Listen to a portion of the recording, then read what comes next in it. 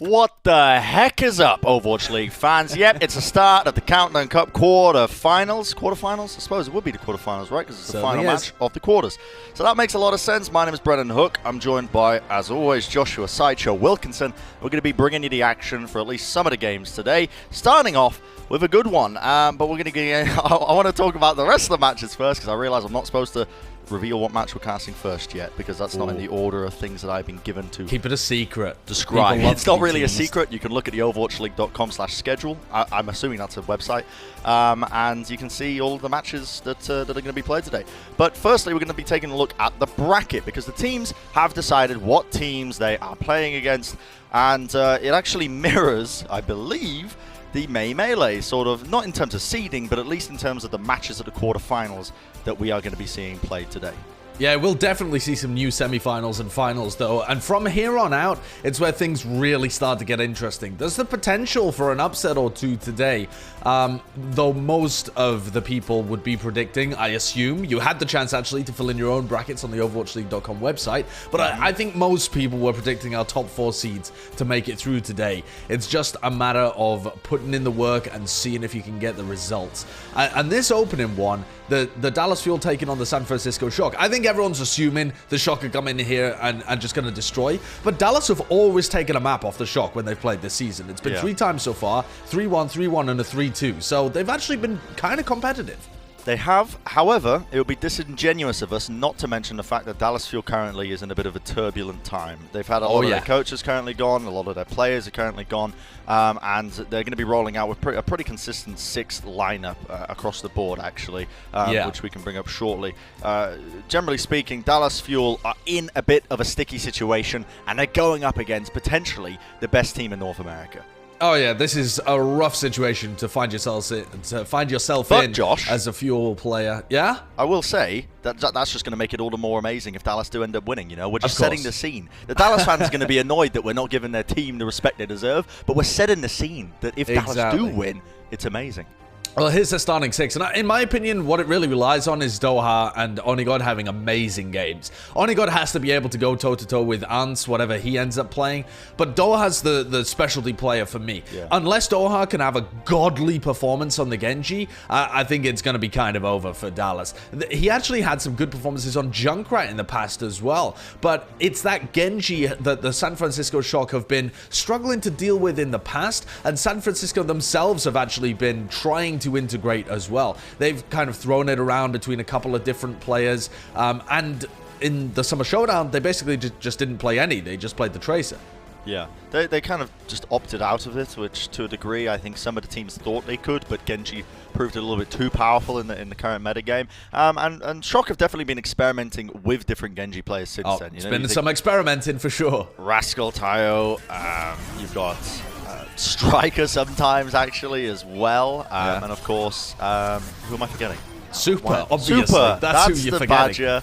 I mean, it makes sense because he is a tank player that has been subbed in to play Genji for them at times. And people were wondering, is this just disrespect? Is it a meme? Is it a strategy? I think it's become more and more clear that they are running him on Winston dive kind of maps. Yeah. So I don't even know whether we're going to see it today, even though I think it is a genuine strategy, because Escort is our 4th map type, and normally you would run that on Gibraltar. I don't even know whether we're going to get to a 4th map, Brent. Most people would be predicting a 3-0 here. So if Dallas can push it far enough, we might see the mystical Super Genji. Isn't that enough? Isn't that enough motivation to win a map?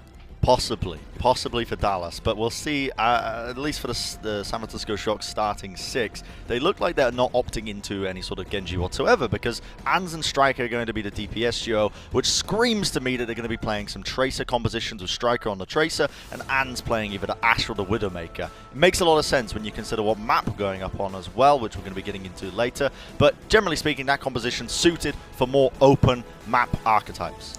Yeah, Bren loves teasing you guys, but I'm going to spoil the secret. It's Busan.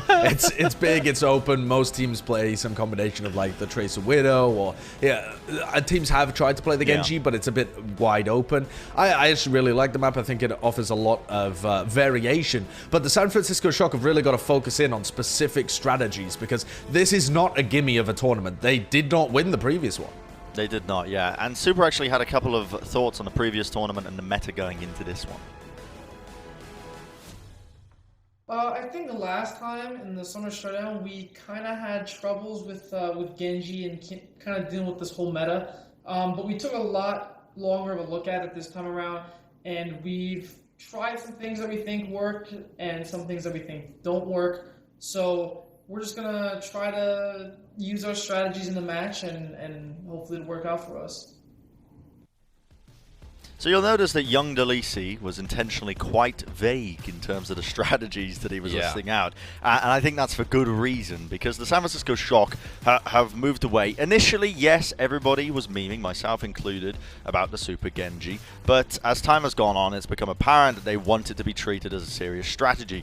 And that would imply that they actually are going to be bringing it out on certain sections, on certain maps, Josh, which is what you were bringing up about. If we go to Gibraltar, we might see it there. But for now, we're already seeing something a little bit different as we head into Busan. I tried to keep it secret. You spoiled it. Sorry. This is really where you're going to start to see Ans and Striker shine. Yeah, I'm really looking forward to this, actually. The Shock should potentially have a lot of different looks to throw at us.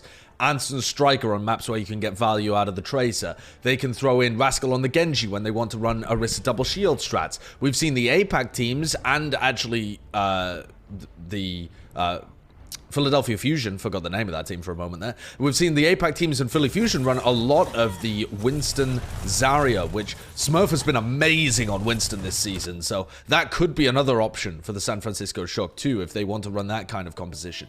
The metagame, originally, I think people thought it was just solved. Double shield, add in an overpowered Genji, bish bash bosh, you done it. But we're starting to see it open up more and more now that teams have had a long time to handle it. And Brent, what I'm most excited for right here though is Ants, a Rookie of the Year candidate. He's so good on the Widowmaker, maybe the best in the league. And here he is. He's going to be playing it on Busan. It was this section of Busan Shrine is what I had in mind when it came to this composition that they were running. Dallas Fuel going to be opting for a rough mirror composition, but not quite. As you can see, Gamsu just ate a ton of damage. And Striker in the back line just dealing with the sniper. Oni got down, which means that Ans now has a lot more free reign to work with. Doesn't have to worry about the opposing Widowmaker, but that means that Doha is going to be jumping onto the back line of the Shock. Removing him from the fight means that they get a little bit more space to work with here. You can see Striker just wiggling his wee little legs around his post, seeing if he can get anything done. And the Dallas Fuel go full-on aggression. An early blade from Doha. 2 kills. And that is going to seal that deal pretty nicely. Yeah, I mean, it is, but it was a scrappy engagement towards the end. I want to give credit to Dallas there, though, because even though Onigod went down early on, they stopped Striker from getting very much value, and Ants basically didn't get a pick in the whole team fight as well. And if your DPS aren't popping off when you play the Widow and the Tracer, then your tank line is eventually, slowly going to lose to the added damage coming out from the Genji. The problem is now that because they didn't win the team fight cleanly, Striker's just got all the space in the world to pick these players off, so 43% though, 44%, that's a good start for Dallas, even if they have to reset.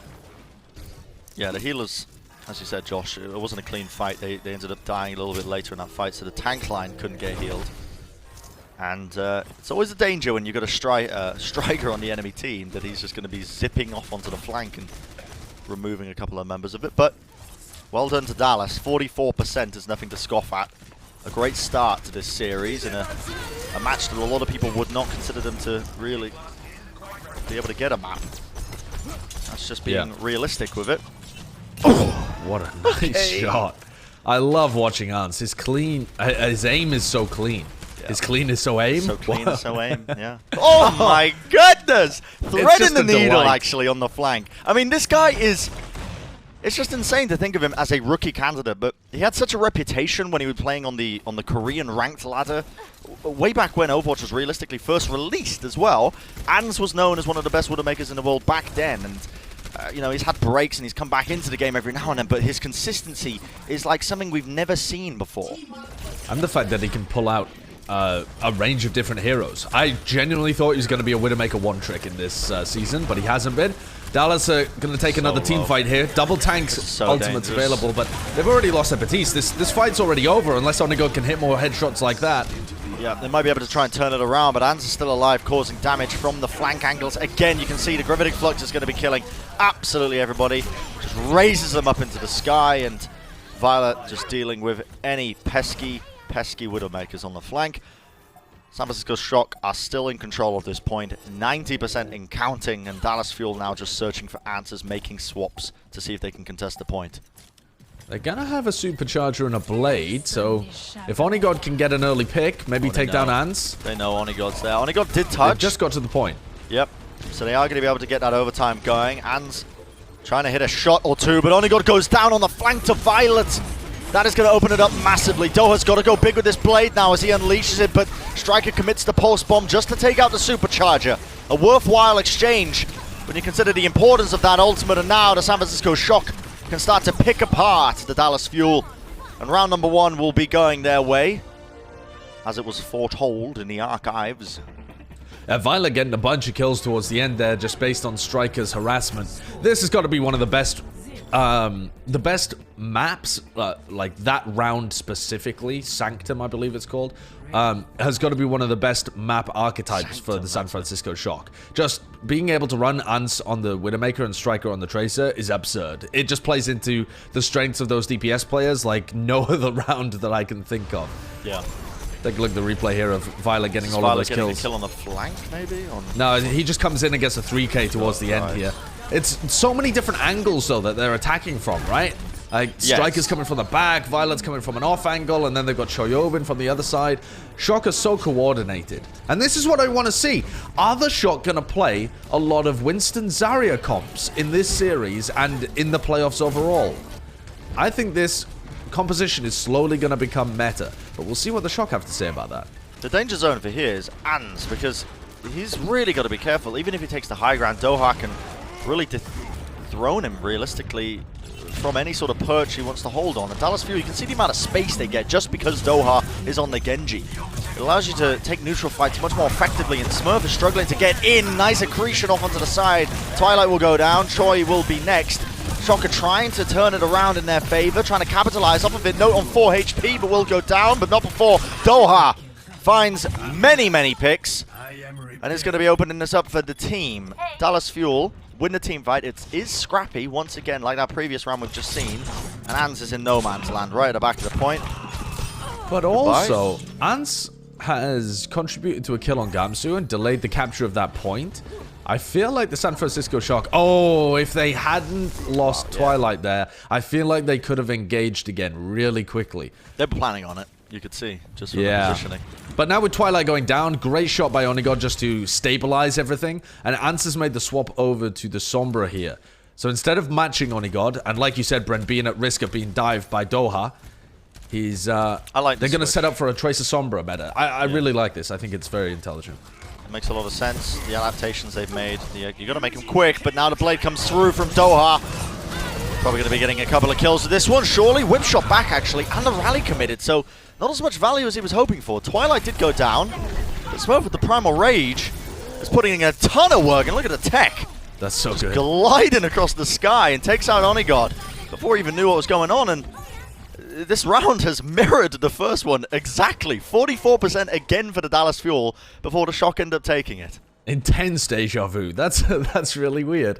I want to point a little finger towards Ans's Sombra. It's not a hero you would expect from someone with no league experience and who was, we thought, a Widowmaker kind of one-trick coming into this season. Sombra requires so much intelligence to be able to play in a coordinated system, but his hacks are so good. And look at this, the engagement from the San Francisco Shock as soon as Dallas come in through the choke.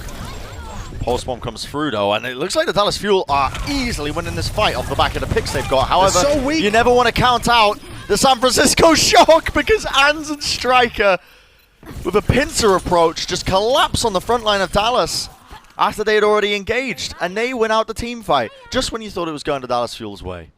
They picked off both of the Fuel supports early on, so nobody had any healing. And then it's just that classic Shock system. Spread out, take different angles, and pepper them from all sides. And it's so effective against double shield. Gamsu and Note, even though they had the shielding to play behind, they just kept taking damage. Gamsu slept right in the corner here. EMP from Ans is going to be connecting onto at least 2 targets. Not a lot.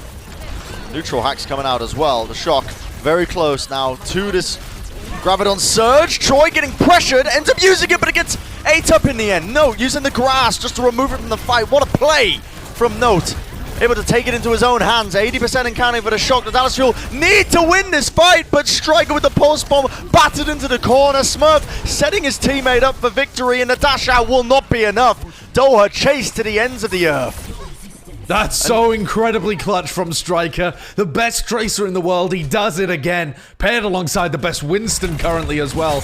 Paintbrush does what he can, but he slept on the point. Wow. Taking a nap. Yep, and the overtime will burn down. Can anyone even touch this one? Nope, gonna be happening. The San Francisco Shock taking map number 1 in an expected dominant fashion. Still, the Dallas Fuel showed at least signs of life. You know, they got the early capture, the early teamfight wins, but the trouble is the San Francisco Shock are just very, very good at adapting on the fly. Yeah. They're superbly good at doing that kind of adaptation. And again, massive credit to Ants for being that flexible to be able to move from the Widowmaker, his comfort pick, over onto the Sombra and look perfect in the way that he executes it with the rest of the team. That's something that you do not expect, or at least I did not expect coming out from Ants at the beginning of this season, that he would develop into this kind of a player. But honestly, Bren, what can the Dallas Fuel do? They're up against Striker and Smurf on the San Francisco Shock. And any map where they can play the Winston and the Tracer, they're gonna demolish, even against the best teams in the world. Yeah, the map just suits them perfectly, and that's the advantage, I suppose, of being a first seed or the higher seed coming into these matches. That first map pick can be so pivotal. And now, of course, we're going to be moving. The Dallas Fuel get their opportunity to pick what map they want to go to, but, you know, it's a bad sign. Still, we don't want to count the Dallas Fuel out just yet. As we said previously, every single series between the Dallas Fuel and the San Francisco Shock, Dallas have taken at least a map, if not 2. So they do have opportunities still in this series. It's not over yet. And we're going to find out how it progresses after this break. Don't go anywhere, guys. We'll be right back.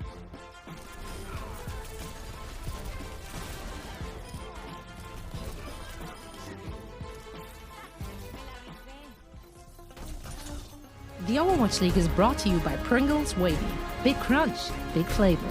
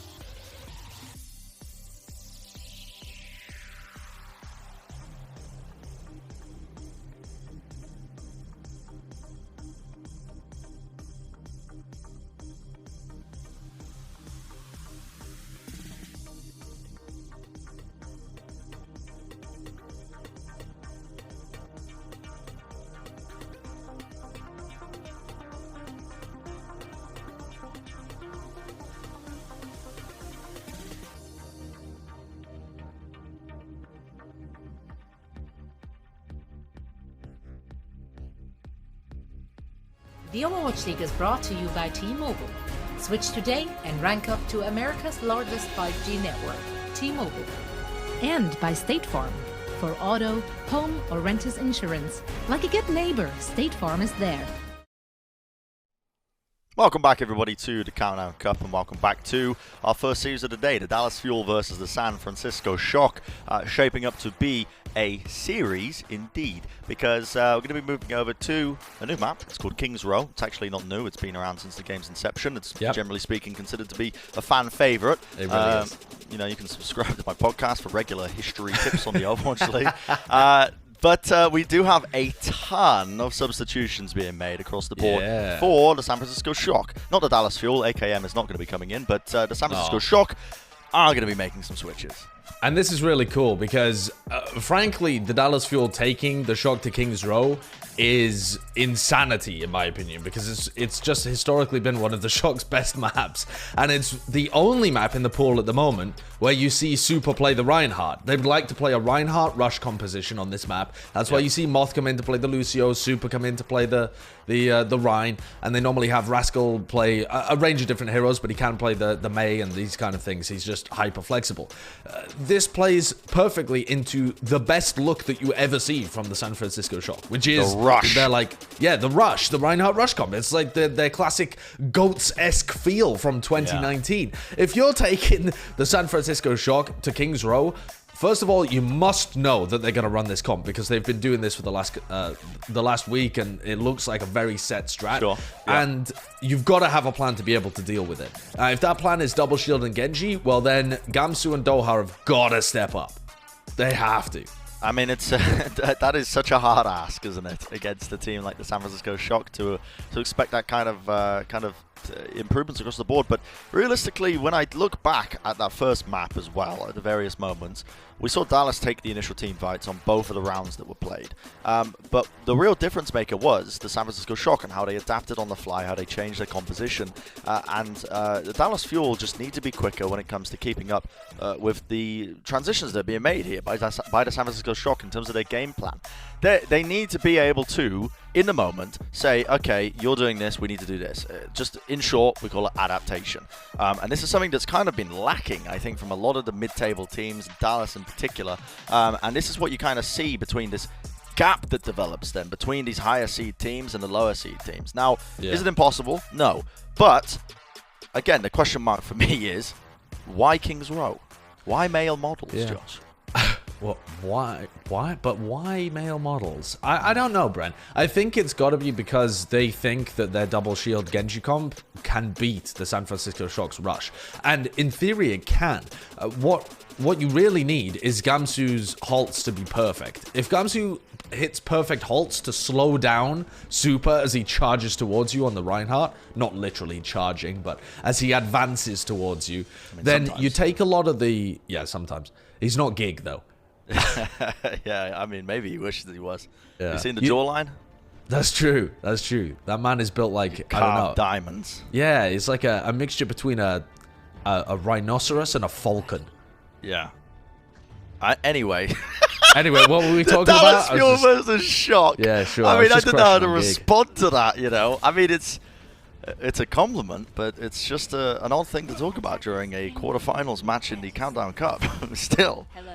The Dallas Fuel, again, going with some pretty standard stuff. There's nothing really out of the ordinary of what they're running here. The Shock, as we're expecting, if Moth comes in, Lucio is going to be played. The rush compositions are going to be played.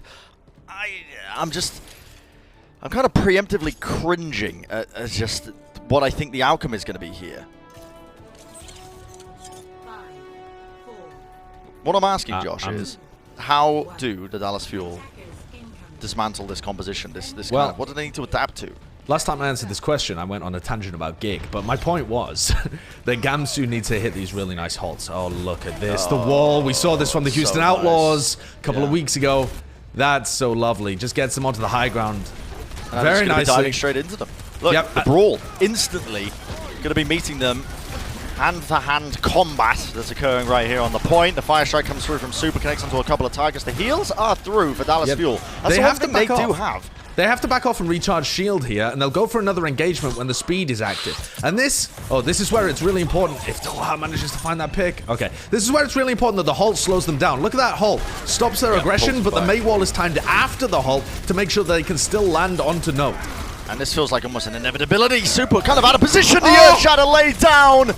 3 people in the choke point, just sleeping on the job. And that is going to open it up straight away for the San Francisco Shock. And Josh, it just doesn't feel like the Dallas Fuel. I don't know. I don't want to feel. I don't want to say some disheartening stuff for the Dallas Fuel fans. You know what I mean? They've had a hard time recently. It's been rough for them. But these kind of plays, when you're playing this kind of composition and you're picking this map against the Shock, I mean, look at this flank right now. They've just caught them with their trousers down again. The wraparound completely the wall. They have no idea what's occurring right now. Yeah, they just can't operate at the same tempo as the Shock can. And it's difficult. I don't think there is another team in North America that can play the San Francisco Shock at a rush comp. No other team in the North American region adapts that fast. And maybe you could look at Shanghai in the APAC region, perhaps, but I don't think they play rush as well either. I think Shock are just hands down the best team in the world at this kind of composition. They're so fast on the fly with these calls being made from Super and Moth about how they rotate around the map, constantly putting pressure on their opponents. And Dallas are just getting forced backwards over and over. If this is going to be a shatter from the high ropes, I'm going to lose my mind, Brent. Yeah, I mean, they're waiting for it. I mean, Super doesn't have it yet. They're 4%. But, okay, they've spotted them out. They were actually aware. This is Dallas Fuel reading that they like to go for these approaches. Now it's going to mean that Doha comes in with the blade still. He's going to try and take out Joy. Nice he does. blade. Gravitic Flux gets taken out. That's a very important ultimate negated. And meanwhile, the San Francisco Shock are split up.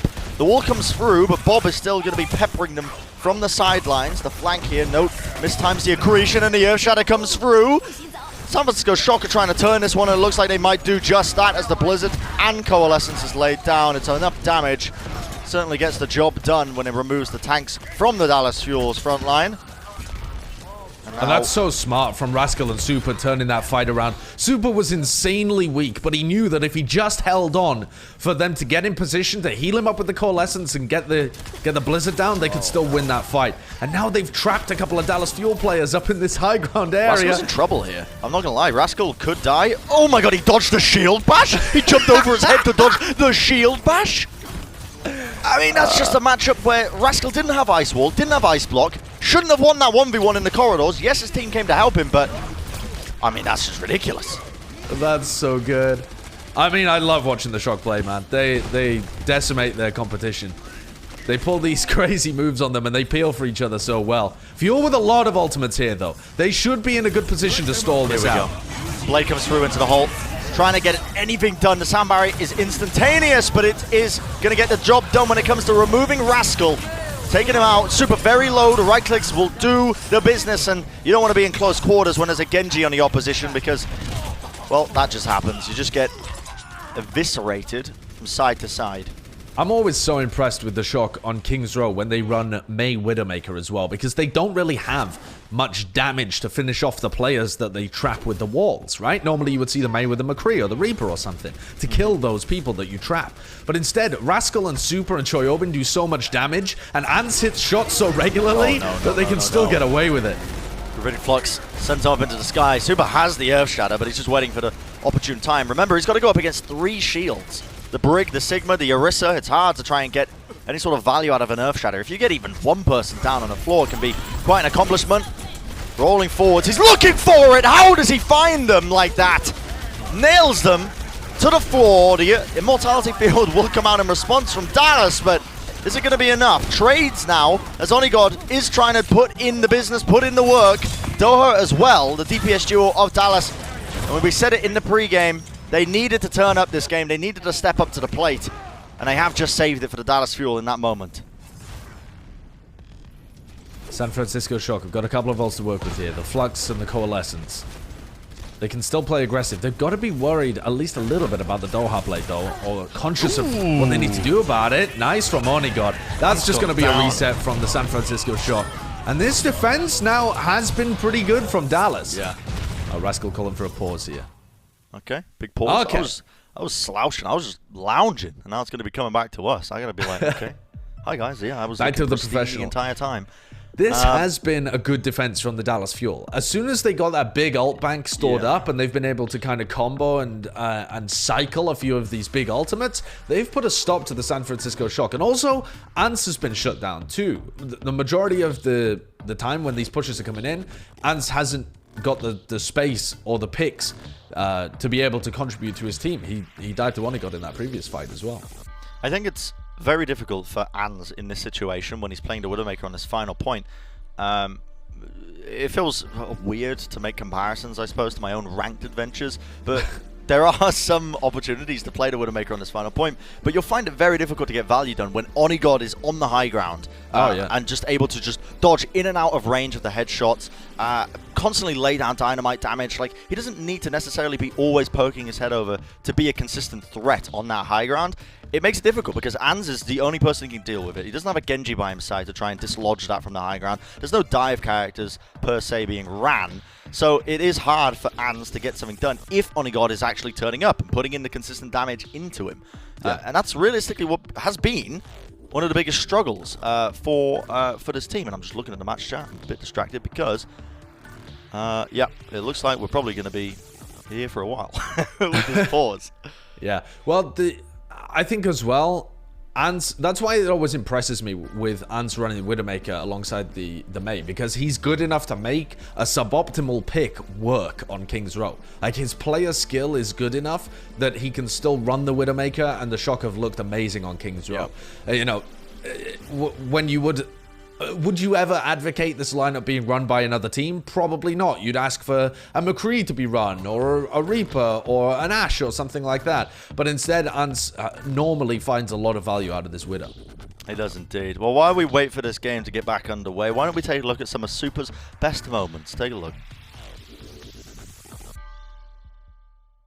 If you're the best Reinhardt and you know it, clap your hands. If you're a God gamer and you know it, and you really want to show it, if you're a God gamer and you know it, clap your hands. Super! Absolutely insane! Super! Oh! There it is! You animal! Who is this? Goes for the charge as well. Oh my word! What in the Lord's name have I just witnessed? Oh my God! He is feeling himself.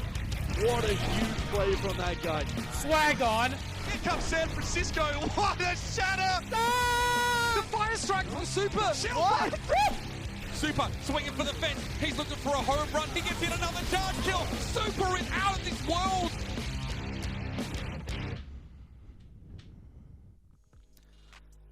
That just makes me want to flex on camera, watching Super just dominate, just across the board. I mean, when have we ever seen a player with so many faculties of the game understood, where he can do it all? You know, DPS, tank, maybe support.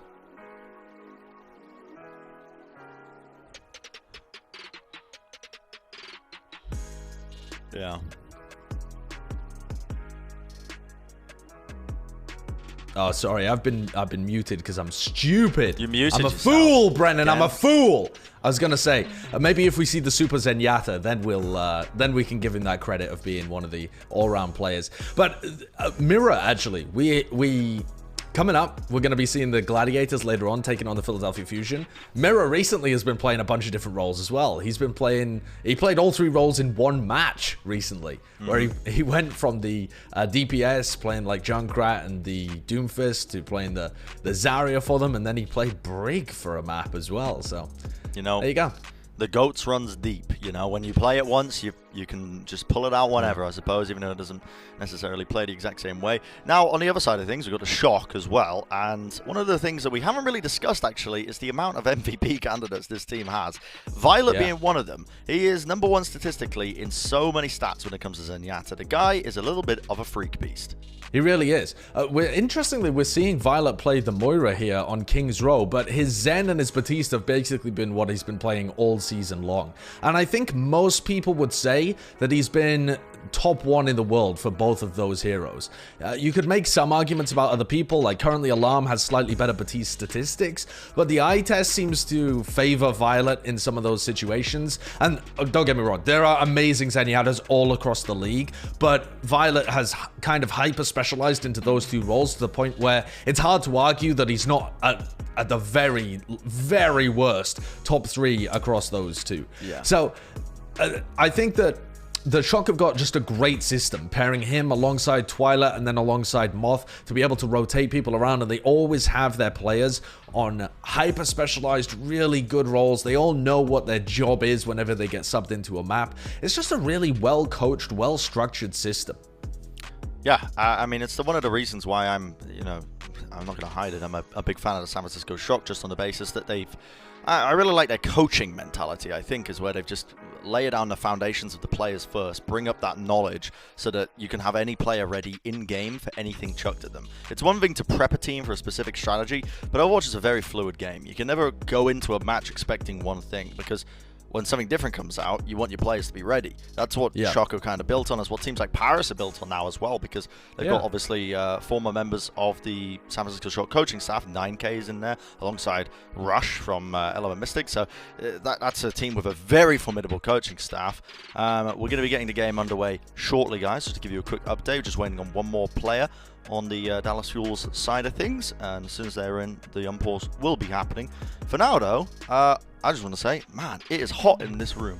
I don't know what's going on. Maybe the air conditioning isn't working, but I'm just boiling to death. I am wearing a cardigan as well, which doesn't really help. I suppose I could take it off, but then my wardrobe would be ruined. I'd just be wearing a white t-shirt. Wow, I mean, that would be crazy unfortunate. We couldn't have you looking unstylish on the Owl broadcast. Wow. I think it would be disrespectful to our wardrobe assistants. Sure. You know?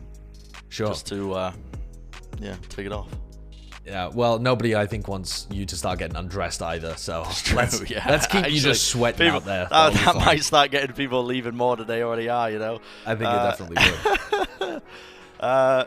I'm interested, Brent, once we get this on pause going, as to whether the momentum for the San Francisco Shock can get started back up again. We often talk about, like, momentum within maps and within series, and as we go back into the game, I want to remind people that Shock had a ridiculous time bank coming into point C. They had something like 4 minutes, probably over 4 minutes, coming onto this final checkpoint of King's Row, and they looked like they were just going to roll it in, but Dallas built up a bunch of ults, and now they've been able to hold for almost 2 minutes here.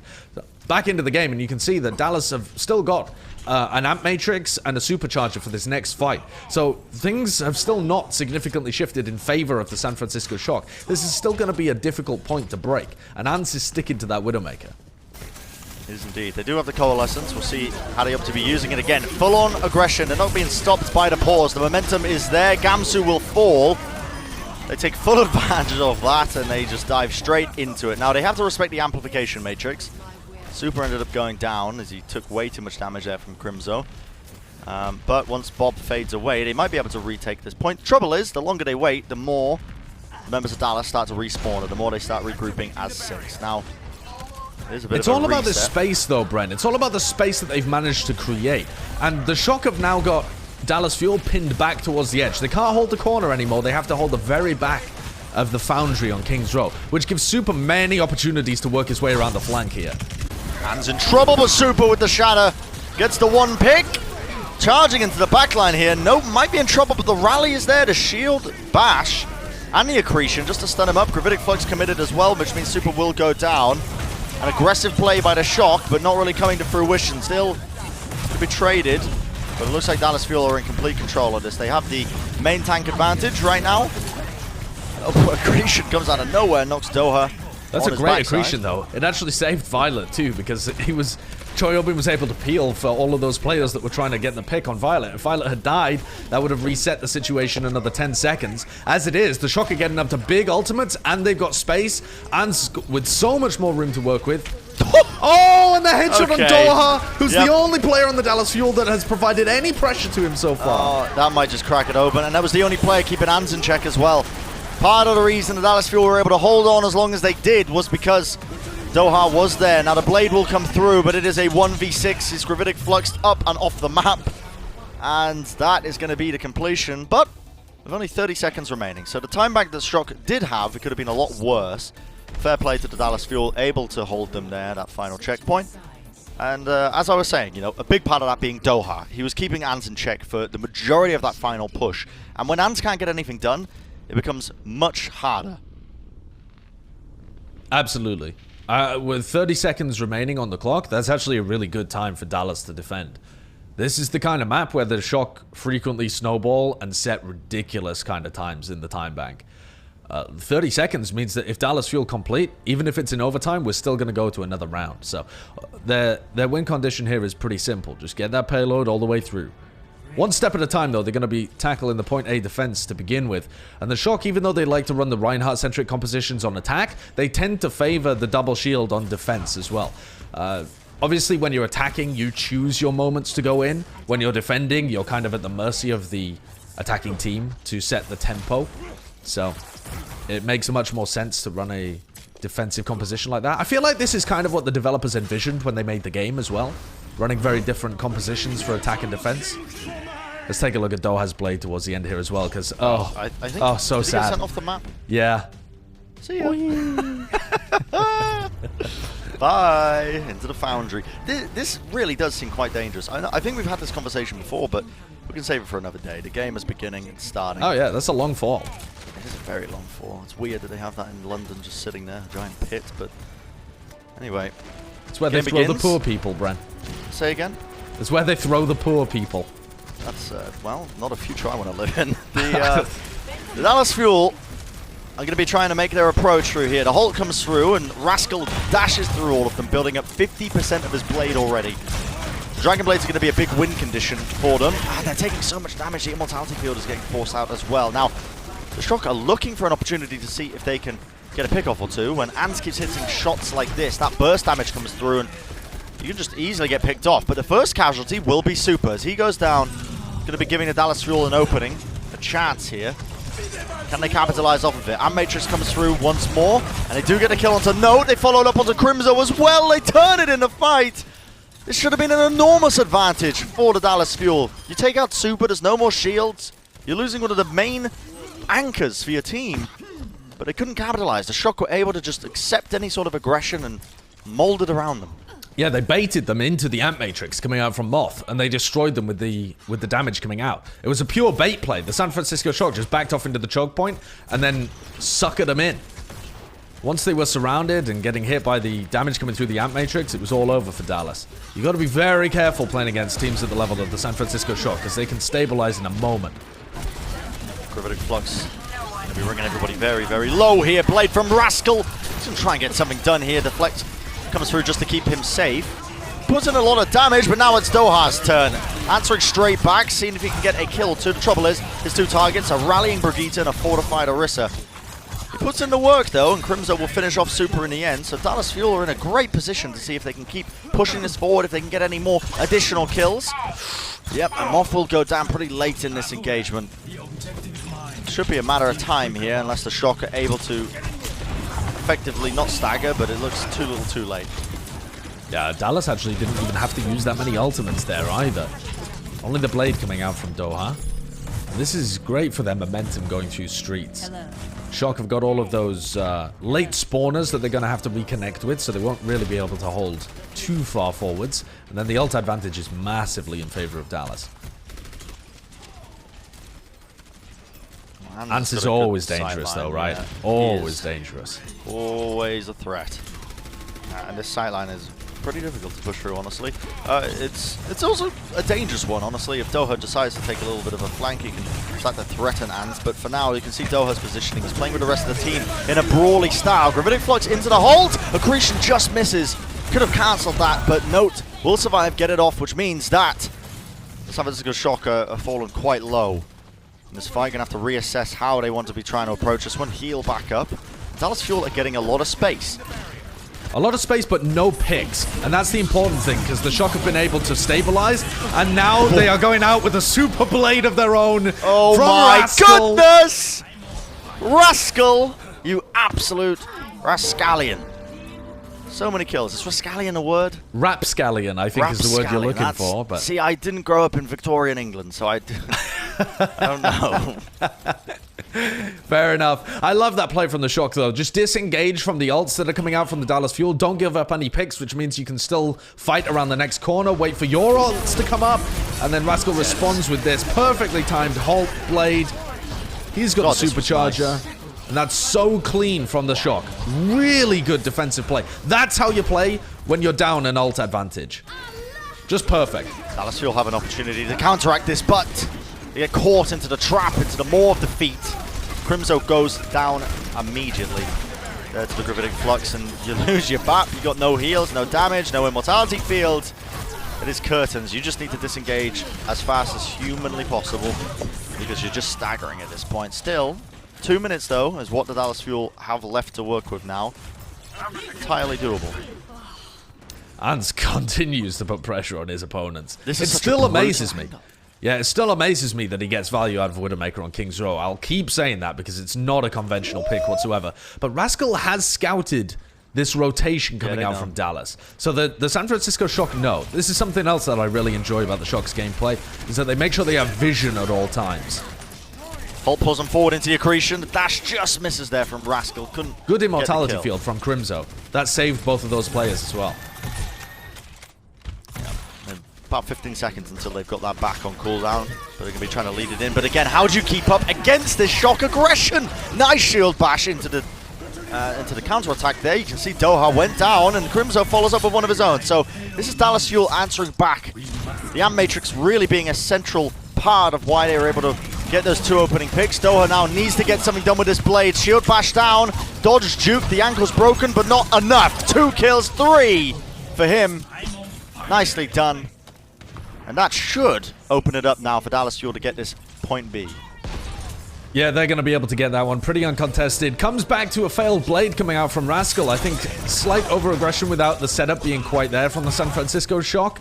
They went for a rally blade and ended up running straight into Crimzo's Amp Matrix. Ooh, that reflect was close. Yeah, I mean, that is so close, isn't it? If Doha's aim was a little bit better. Gave him a new haircut. Oof. Lord knows we need it in quarantine, but... You might, I'm bald. Yeah, that's true. That is true. Gravitic Flux into the Holt again. Timeless combo.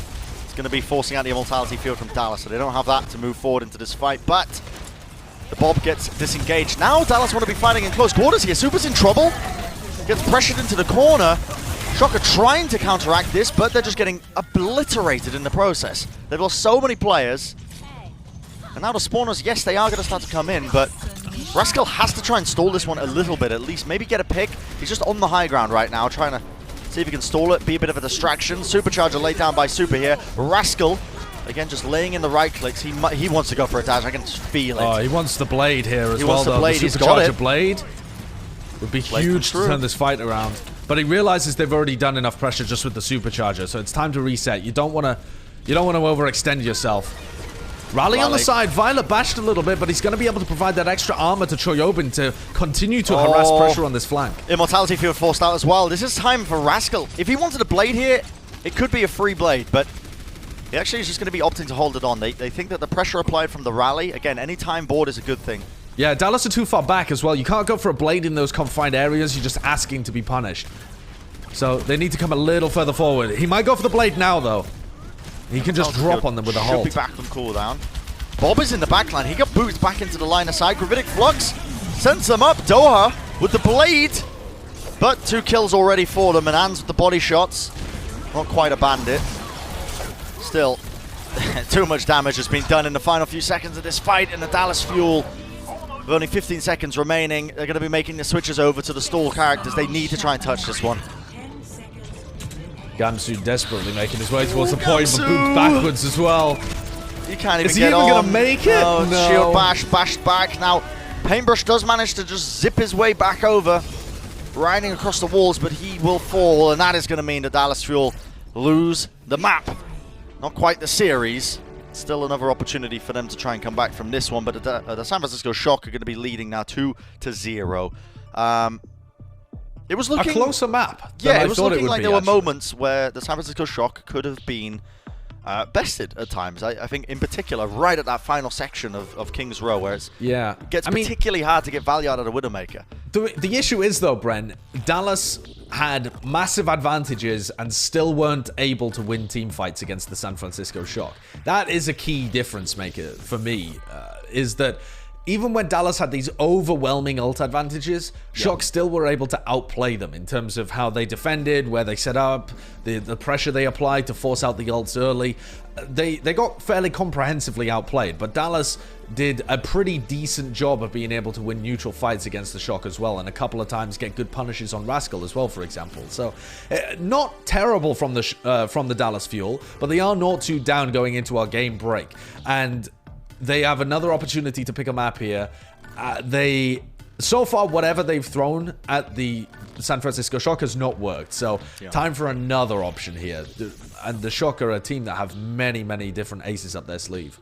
Well, we're going to go find out what our game break crew, the analyst desk, has to say about this series thus far and what Dallas Fuel can do to come back into this. Don't go anywhere, guys. We'll be right back with some more content going your way.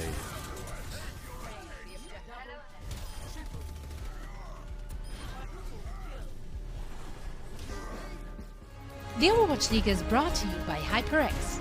Unleash your style, unleash your fury with HyperX Fury Memory. And by Coca-Cola, the official refreshment of the Overwatch League.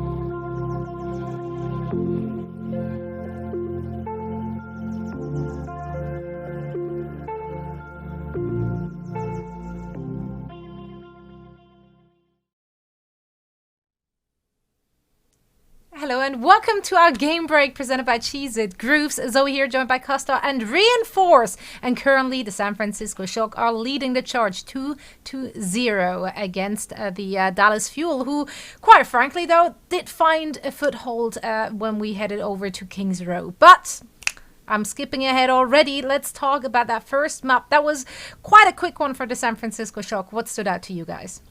Well, I mean, for me, what really stood out about the San Francisco Shock is how they acknowledge their strength as a team and play around it. We've been talking about in the pre-show how Violet and Yara has been on fire all year long, and they're really slowing down the pace of the game. We typically talk about San Francisco Shock as a pretty aggressive team. They're proactive and they like speed boosting in, as we saw in Kings Row. But as of recent, when they're playing these Orisa compositions, they're slowing things down and they're letting Ans work the angles, they're letting Striker work the angles, and then they sit back and let Violet really frag out on that Zenyatta at times. And I think that is a nice change of playstyle that we haven't seen from Shock too much, but it really just goes to show how skilled some of these players are, because typically, you know, it's very hard to adapt from one playstyle to the other. Either you're a very aggressive player, which I was, you know, you charge in and that's sort of what you do. And learning the discipline to take things slow, take a step back, and putting faith in your team to really figure things out. I think that's a skill in and of itself. So I was really impressed by the San Francisco Shock to bring out multiple playstyles and just play them to a T. So strong start from the San Francisco Shock, and it bodes well for the rest of the Countdown Cup. Yeah, we saw that even more as we go on to Kings Row. They put Super on the main tank of the Reinhardt. That's an instant indicator that they're going to play this brawl style, and they play it so well, especially on the offense on the first 2 points. You see how well they manipulate and play to their strengths of putting Rascal on the May as well. That second point execute where they wrap all the way around the Dallas Fuel and then execute them, that was such a smart play, and that's what makes Shock so good, and that's why they were so good in Ghosts. They understand how they need to move. They did stumble a little bit on the third point. Dallas Fuel put up a very good defense, mainly on the back of Doha's Genji just putting in so much work. And I think it's mainly due to the linearness of the third point compared to the Kings Row first and second. There's a lot of sideways and all that kind of stuff on the first couple of points, but on the third point it's just very linear, and the Shock really struggled to get through. They end up getting through, and the thing that's most impressive, though, has to be Arns on this Widowmaker. Not many people can make Widowmaker work on most of this map, but Arns just is so good at it that he just can pull it off no matter what situation he's in, and he just gets work done time after time. So Shock just playing to their comfort and playing to their strengths, which is the most impressive part. I mean, it goes to show how good Ans is. When just last week we talked about how too many teams are forcing Widowmaker on Kings Row, etc., and now we come out as like, well, Ans is just too good. Like, Ans just can make it work. So it really goes to show how good of a player Ans is, that we're just willing to forfeit our opinions on Kings Row because he makes it work the way he does. So I mean, honestly, as I'm picking Widow, I was like, here we go. They're going to be angry, and nothing but kindness and good words and praise were dropped about Ans's Widowmaker. But, you know, if you can pull it off, you can pull it off. And Ans definitely can pull it off. And he also managed to sneak his way into our Crunch Time presented by Cheesy Grooves. Not on Widowmaker, however. It was actually him on Sombra on that first map. Yeah, so we've been starting to see a little bit more from Ans when it comes to flexibility, and the last couple of weeks it has been the Sombra. He hasn't played this hero a ton this season, and I mean, this stat card in and of itself isn't too impressive because it's less than 3 minutes, but we had to put something up there. 6 fatal blows, 0 deaths. What more can you ask for, right? But I think this is an interesting narrative moving forward. How many heroes can Ans actually play? Because typically we talk about him as the Widowmaker specialist that can flex over to the Ash and really make it work. But we've seen him bring out the Sombra against the Houston Outlaws last week, and now he played a little bit of Sombra in the first half here as well. And if Ans can make this work, this just adds so much to the dimension of the San Francisco Shock, because you don't really want to play one composition. You want to be able to flex over to multiple compositions and really adapt to your opponent. And if Ans can pick up the Sombra as well to accompany his Widowmaker and his Ash, that's a really good sign for the San Francisco Shock later down in the stages of the Countdown Cup, when you go up against some of the opponents like the Paris Eternal, who are so good when it comes to flexibility, or you go up against the Philadelphia Fusion, who sometimes is really hard to deal with. Ans being able to play that Sombra unlocks some more potential for the San Francisco Shock when it comes to the flexibility and them discovering what composition they can play. Yeah, as if they didn't have enough things going for them already. Let's just add that one to the list as well. Now, we are heading to Hanamura. That is the loser's map pick, and that is the Dallas Fuel who chose. We have some substitutions coming in from the San Francisco Shock, as I'm seeing. Super is going to be out. Smurf is going to come in for him. Moth out. Twilight in, as well as Ons out. And Striker is back in the mix. Costa, what do these substitutions tell you? That's actually really interesting to me because we've actually seen Super come in and play the Genji usually on this Hanamura every time they've played it. So them keeping Rascal in the lineup, I believe, I expect them to play a little bit of Mei. We've seen that look from them, but I'm interested to see if he is going to pick up that Genji again like we saw him on Kings Row on the attack. Reinforce, what are your expectations for Hanamura looking at both of those teams? I mean, I think at this point, Dallas Fuel really has to make a last stand, and they didn't look too good last time they did play Hanamura. I believe they got first point held last time they played Hanamura. It doesn't bode too well for this team. You really have to play around Doha's Genji and try to get some momentum going. Why do you think they picked him up then? Maybe they practice it all, Yeah, that's like, we lost really badly there. Let's go. Yeah, I mean, it's a difficult question, I cannot really justify it. If you've been first point held on this map before, maybe you practiced, figure some stuff out, and, typically that practice, bodes well for your confidence. Hey, we practiced this map, we figured out our mistakes, now we've improved on that. Confidence boost there, and maybe you can make things work. So maybe it's a good sign for them that they picked it again. They're confident they can turn things around. Absolutely. Well, Hanamura as a whole, Costa, what kind of composition or play styles does this map really lend itself to? I'm actually surprised. I think you said Arns is coming out, correct? Yes, he's out striker in. Yeah, that's really surprising to me because I think usually we've seen a lot of people play the Widowmaker and it makes it really oppressive, especially on the second point defense. So I feel like we've seen this look from the San Francisco Shock before. They love to have Rascal on that Mei. They're so aggressive and that really helps their tempo and their playstyle. So I'm excited to see what they're going to bring out. For the Dallas Fuel, as Johnny said, we don't know what to expect from them. Last time they played it, it wasn't great. So I expect to see major adaptations. Usually when you get in a situation where you get full held, that is the map that you usually go back, do a lot of research on, make a lot of plans. Maybe they've, worked something up in the lab and it's going to be really exciting and they'll pull out something unique. Absolutely. Let's see if the Dallas Fuel can start their comeback on Hanamura as we're heading back into the action and once more sending it back to Josh and Bren. The Overwatch League is brought to you by Cheez-It Grooves. Deep flavor, deep crunch. It's a mind crunch.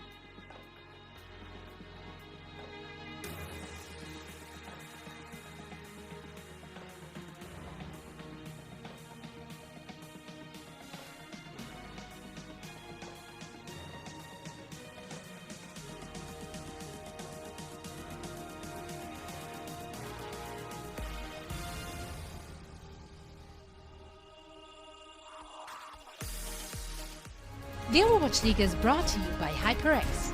Unleash your style, unleash your fury with HyperX Fury Memory. And by Coca-Cola, the official refreshment of the Overwatch League.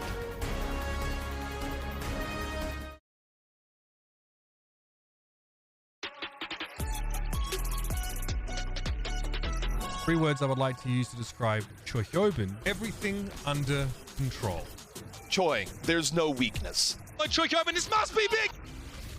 It's huge! 제가 2020년도 오버워치 리그 시즌 MVP를 받는다는 것은 여러 가지로 의미가 있는 것 같아요. Choi Hyobin is unique on the San Francisco Shock lineup because he's the one player that never really gets subbed out. There is no reason to get a backup for Choi Hyobin because he plays it all, he does it all, and he never fails. Whenever you watch his play, he just seems to be everywhere, and it's just so effortless from his point of view.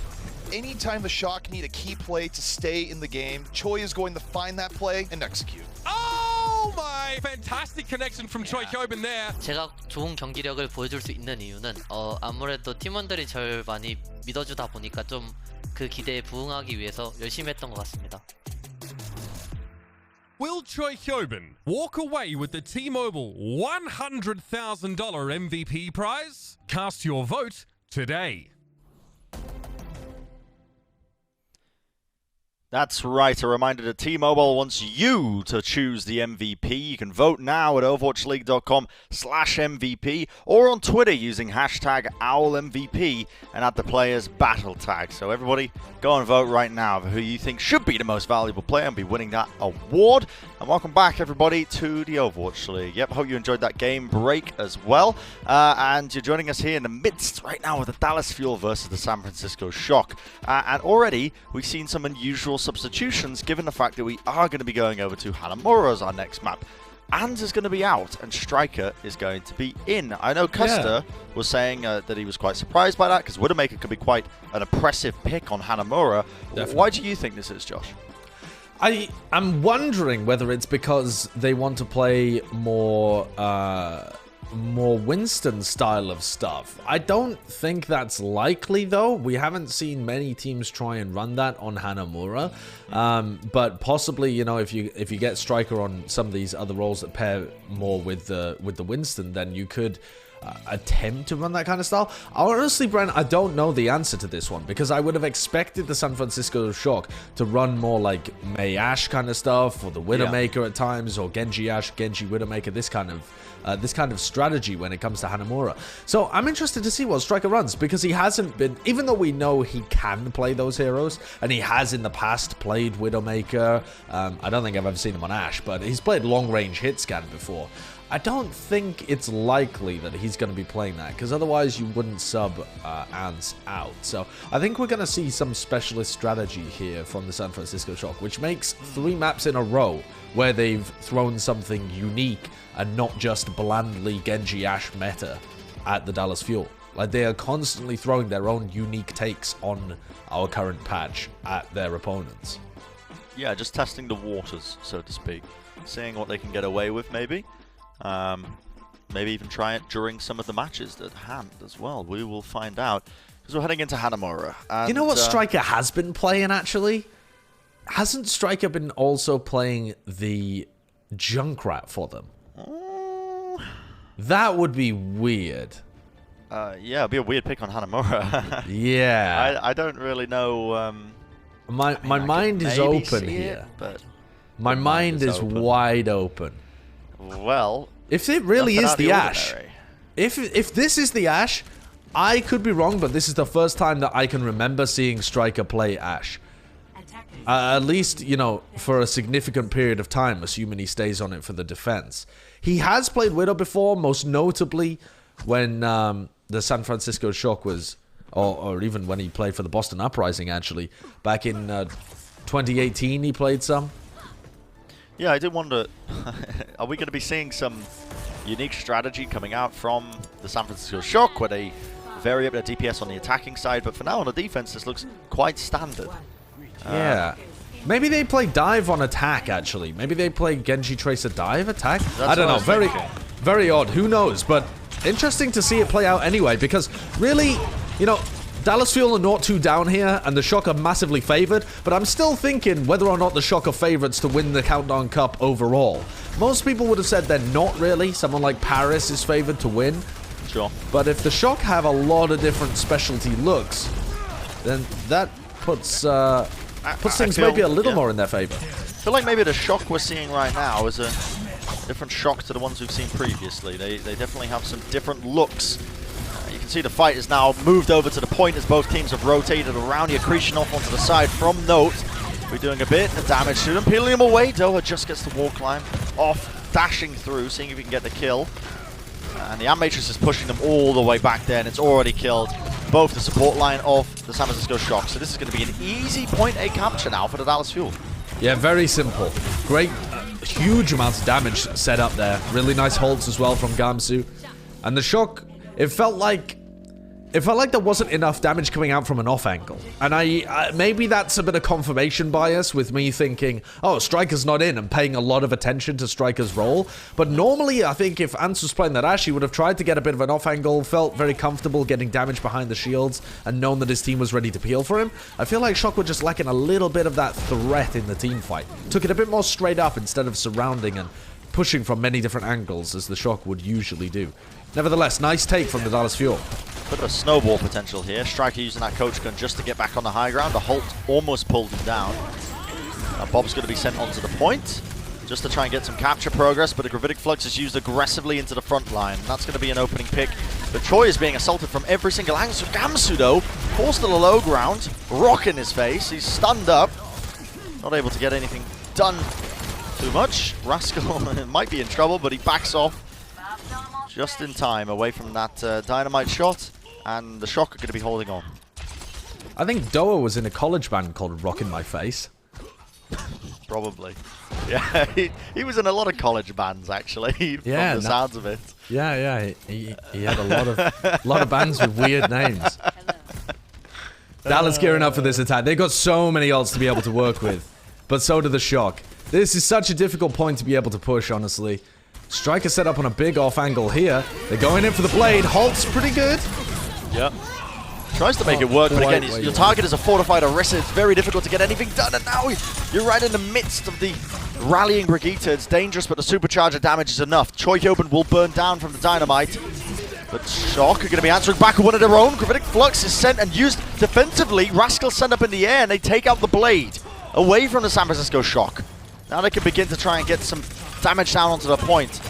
Take out Smurf, get him away out of that corner. Onegon from the side as well, just hitting his shots. Striker did not know what hit him, but the longer that fight ended up spending, the more likely it was that San Francisco Shock were going to come out on top. And they do just that with another defense. Yeah, you can't win assault maps if you don't get a lot of early picks and positioning. Choi Obin was able to retake positioning on the high ground away from Onigod. They'd already lost Gamsu in the middle of the fight as well. He was considering coming back on the Wrecking Ball, which is why he's now at 0% of his ultimate again. And Rascal actually moves over to the Junkrat. I don't know whether I spoke it into existence, but here we go. The Striker Widowmaker. So far, Striker not playing any heroes that we would deem unusual. I mean, unusual for him, perhaps, but not unusual for the Shock. Normally it would be Ants playing these roles. Normally it would, but not unusual for his particular stature as a player.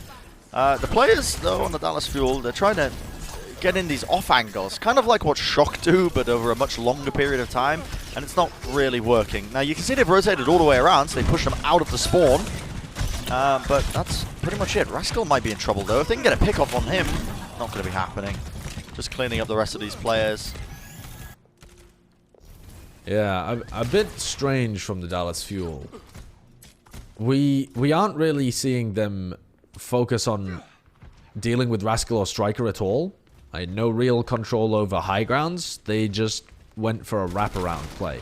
And I feel like this is a similar situation to what we saw in maps 1 and 2, where they just aren't coming up with the answer quick enough. I feel like I can see the cogs moving inside their brains. They're still trying to figure out what the answer is to the Shock's composition here. Yeah. It's a weird one. You don't normally run into a Junkrat on the defense. But they haven't quite figured out what they want to do. Pushing into the infra side is so dangerous as well, but they want to do it. They end up trading out Amplification Matrix, but It is the Dallas Fuel who have to respect it. They cannot push into this whatsoever. And a lot of damage gets pumped out of them, but... okay. Nice shot. Striker tried to make a cheeky little play, but ends up getting taken out. Losing that Widowmaker 1v1. Doha with an opportunity to get something done with his blade. Just dodges the accretion. Choi onto the low ground, though. Yeah, now Choi Oben's in a really weird position. They could just turn on Choi and kill him here. They I think that's the play. Grasp comes out, and yeah, they do take him out. The trouble with Assault, though, is that you need to win the team fight out in one fell swoop, which is what they're struggling to do right now, because the respawners are starting to come back into Tire as well! Note will fall. And now, still trying to make it happen. Only God from on high. He's able to pump in the shots and see if he can hit the headshots. The trouble is, shield in the way. Smurf still surviving. Twilight healing him up the Immortality field, and Smurf takes care of any funny business. Another defense strong for the San Francisco Shock, and this is the trouble with Assault. You need to be able to get these massive team wipes, essentially, or at least killing a lot of them with overwhelming force, because if you give them one in, the Shock are so good at just absorbing aggression and stalling it out and staggering the fight out until suddenly what was advantageous for you is on the other foot. But this is a great opportunity for the Dallas Fuel. They can halt and then supercharge a blade here once they wait out this Amp Matrix. And as long as they don't give too much damage to Rascal, he's going to be nowhere near a Tire. Choyobin's nowhere near a Flux. Smurf is nowhere near a Supercharger. So the big ults that the Shock would normally use are kind of out of it here. If Doha gets a good blade off, a good Super Blade, the Blongo. Super Blade! Oh my goodness! Doha with 3 kills, and this is what you need. I spoke it into existence. You need one fell swoop to win it. And that's what they're attempting to do here. Twilight dodging.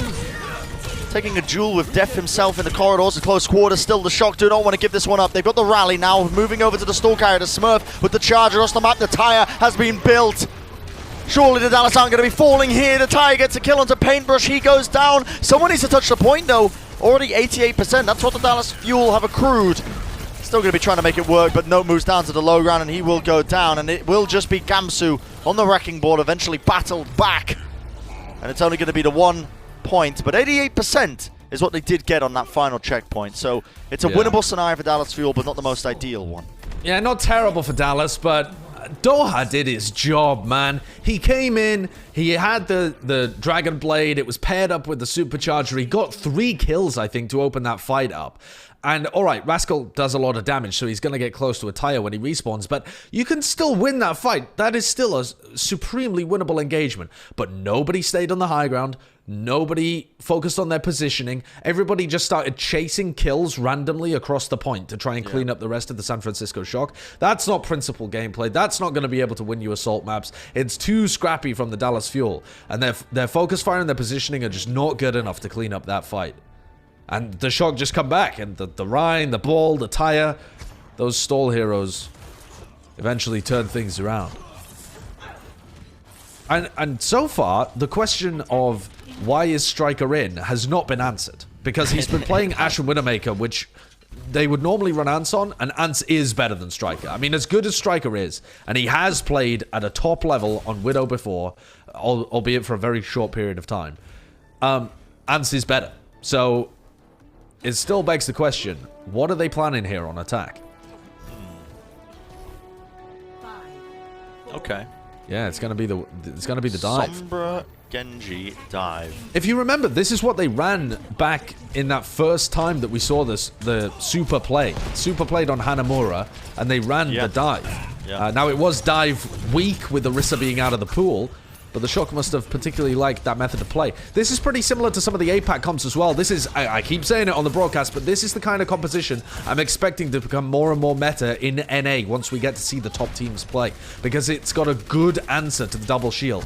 You have to basically wait for ults to come online a lot of the time, but with somebody like Smurf, you charge up the Primal and you charge up those nanos so fast. Smurf will go down, yeah, and it is dependent, as you said, Josh, on the ultimates. They're going to start to come online like the EMP, like the Blade. I mean, it usually is, but I don't think Dallas are good enough here to be able to hold off the San Francisco Shock's initial dive, so... It was looking so good, though. Onigod was on the high ground, pumping in the damage, but Rascal with 4 kills to his name. Well, he's just collecting the dog tags at this point, isn't he? One step away. Huge. I mean, what a play. And now, 80% to a Blade for the next fight. They're going to have a huge time bank to work with. Man, what a retake. Interesting as well that we see Rascal playing alongside the Winston. That's not something they did last week. It's not something I was expecting here. So maybe that hints that Rascal would also be playing instead of the Super Genji once we get to Gibraltar. We'll see. Oh, we won't see in this series by the look of it, but we might see it in the future. Yeah. And now that the Shock have got these ults online, you can see how they're going to be paired up. Because they have EMP Nanoblade if they want to go for it. They also have an option of putting the Nano onto Smurf to create a lot of room for the dive to happen. Here it is, Striker, EMP, ready and waiting, Blade comes through! Oh my goodness! Rascal, you absolute legend. Sleep onto Bob, they're going to be pushing him off the point. And that is a complete team wipe. The kind of plays you need to be making. Still, the players will start to stagger out. They all get spawns at the same time because they all got wiped so fast. Dallas come out as 6. Another opportunity. Still potential to turn this. Doa could turn this, but the Blade gets shut down right in the nick of time once again. And only God falls. Only a couple of players remaining. Paintbrush will get boot back. And ladies and gentlemen, that is going to be the series. The San Francisco Shock winning in a 3-0 spectacle. Yeah, that was really quick, actually. Once we got to Hanamura, that's the reason that Striker was in. There we go. We figured it out. That was the surprise waiting for us on offense. And like I said, if you're watching these games and you think that it's just going to be double shield and Genji all the time, I don't think that's how these maps against the top teams are going to end up playing out. We've seen over in APAC that a lot of the top rosters are tending more towards Winston Zarya comps with that Brig Ana backline. The Philly Fusion have played quite a bit of it as well. Yeah. You know, that was always how Gibraltar was played, but it started to expand into a lot of other maps because people have started to figure out great ways of using those ults to break the double shield defenses and offenses as well, actually. So, a good performance from the Shock. We saw a lot of different looks from them here, making me think about the development of the Paris Eternal as well, when they went from a team that was very heavily reliant on Sparkle's Genji to fleshing out a range of different strategies for different maps. It seems like Shock have really put in the work here for the Countdown Cup. Yeah, absolutely. They truly have. And I got to say, Shock moving forward, I said this in this series, but I think it still stands. They do have a lot of different looks when it comes to what they can play compared to the last tournament, the Summer Showdown. Oh, yeah, definitely. Where they came out and it was a meta that they didn't really have a dedicated Genji player. Architect had been traded recently around that time, so their dedicated Genji player wasn't really wasn't there anymore, and they had to kind of adapt to what the meta was kind of developing at the time. Since then, a bit more time has developed. I think the Shock have taken a loss, and it's oftentimes you correct me if I'm wrong, Josh. I don't know if you can think back. Maybe this is just me being a bit of a revisionist, but when I think back to the Shock's dominance, it's often off of the back of a defeat when they get strongest. Yeah, I mean, definitely at the beginning of 2019, when they lost to the Titans and then lost to NYXL in Stage 1, that was really the learning process that they required to become the gods at the GOATS composition. And then they came back and Stage 2 defeated the Vancouver Titans. Yeah. And then I think the back loss to Stage in the lower 3, bracket they as well. lost to Shanghai Dragons. But yeah, and then the lower bracket run where they ended up getting beat by the Atlanta Reign. Shock are always that kind of team. But we have our player of the match, of course, presented by Xfinity. It's Violet, who has just been dominating on a lot of roles recently. I mean, statistically speaking, we looked at the stats earlier. He is #1 in so many categories when it comes to a Zenyatta. Definitely one of the leading candidates for the OWL MVP. You can still vote for that at T-Mobile as well. If you use the hashtag OWL MVP followed by the battle tag on Twitter. Yeah, a real sound player. Realistically, though, could have probably given it to a lot of players on the Shock, but Violet was the one who deserved it today. I mean, it's often hard to pick out individual players when the match is such a role as well. I think Ants played really well on the first 2 maps. Absolute dominance. Didn't get fielded for the 3rd one. What I liked actually from Violet, really, is that today we saw him play Moira in the rush compositions when it came down to King's Row. And then we actually saw him pick up the Brig. He's been playing Brig a little bit recently, but on that final map of Hanamura, he played quite a lot of it, both in terms of the Ana Brig compositions and the Brig Batiste compositions as well. And that, I think, showcases how important Brigitte is in these matches. It's something that a lot of people, they just shrug it off because Brigitte has a bad reputation as being a hero that either requires no skill or is boring, or you just shield bash people and whip shot them or whatever. But at this top level, the Brigitte is arguably more important than the Ana or the BAP or whoever you happen to be playing them with. So much you have to keep in mind. Yeah, and it's so important as well when you play against these Genji compositions to be in the perfect place to shut down the opposing Genji. So that's why teams like the Philadelphia Fusion have put Alarm on the Brigitte, although they've now started to walk it back now that Funny Astro's got very comfortable in that position. And now we've seen Violet in the same kind of situation. So clearly this is something that the San Francisco Shock is putting a lot of responsibility in Violet to play these important roles within their team. And obviously when you're paired alongside people like Twilight who can play everything, it just makes your job so much easier. Yeah, it just makes it look easy as well. Really standout performance there from the San Francisco Shock. We've got an interview on the way that we're currently working out. It's going to be with Moth. So Moth is going to be coming in for a quick little... he's probably not going to be, disrespecting his opponents. Moth doesn't do that. He's very polite. Yeah, he's quite a polite guy. He's probably going to be like, I'm looking forward to the semi-finals. I think we're going to do really well. Well, in the semi-finals, Brian, if you finish with your Moth impression. That was my Moth impression, yeah. Yeah. In the semi-finals, they're going to be playing against the winner of the Mayhem versus the Atlanta Reign, which is a match that we've got coming up later today. That, I think, has the largest upset potential of the games that we've got on the docket in the quarterfinals. I'd be interested to know what Moth thinks about both of those teams, because Mayhem have just been considered the de facto fourth best team after, a great performance in the May Melee where they made the finals, and then they've been hanging around, but they haven't been as good as the top three teams. I don't think that's a stretch to say. Sure. It's more of a top three and then the Mayhem rather than a full top four. So I'm interested to know kind of what he thinks about his potential opponents in the semis as well. Yeah, it would be an interesting thought, actually. It's always nice to see that little read, because obviously we don't have all the information in terms of who is the most dominant team at one time. But the interview will be coming up shortly. In fact, we've got it right now. Zoe has Moth for our interview. Thank you so much, Bren. Where that one came from. I do have Moth indeed joining me. Moth, of course, first of all, congratulations on the victory. Thank you. Now, we discussed it in the pre-show that obviously seeing you drop out of the Summer Showdown in the semifinals against the Paris Eternal did come as a shock for many people, no pun intended. Do you feel like this Countdown Cup is a bit of a redemption story for the Shock, or is that not at all in the back of your minds? Yeah, that's not what we're thinking about right now, but we definitely want to prove that we're still the best team. Okay, good. I hope I planted the seed there, because we all love a good redemption story. Now, you just made it a fairly clean victory against the Dallas Fuel. Did everything go as planned, or did you actually have to make any adaptations in-game based on what the Dallas Fuel were throwing at you? I think everything went well. We experimented a bunch in scrims, and we just played the normal strats we were doing in scrims this week, and it all went as planned. Wonderful. Well, you just speaking of experimental things in scrims, we do see a lot more substitutions coming out for the Shock, a lot of different looks. Is that something you guys have been specifically focused on leaning towards the end of the season now?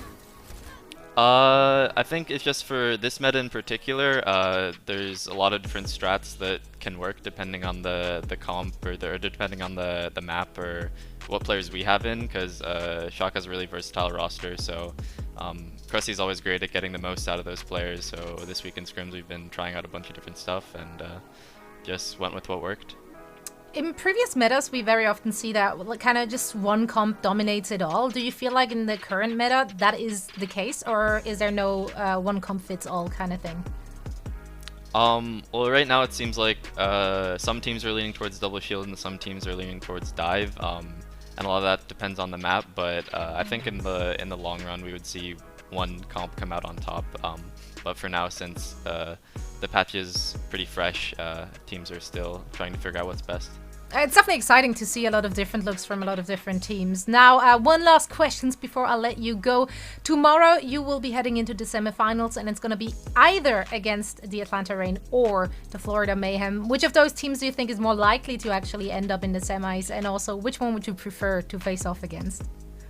I think I'd prefer to play Atlanta, but Mayhem will probably come out on top. Wow. Well, let's see if that's going to come true. Mott, thank you so much for joining me, and once again, congratulations. Thank you. Can't wait to see you and your team in the semifinals tomorrow of our Countdown Cup. Now, for now, we're heading into a very short break, and then we're back with Watchpoint Reset to discuss the next few matches.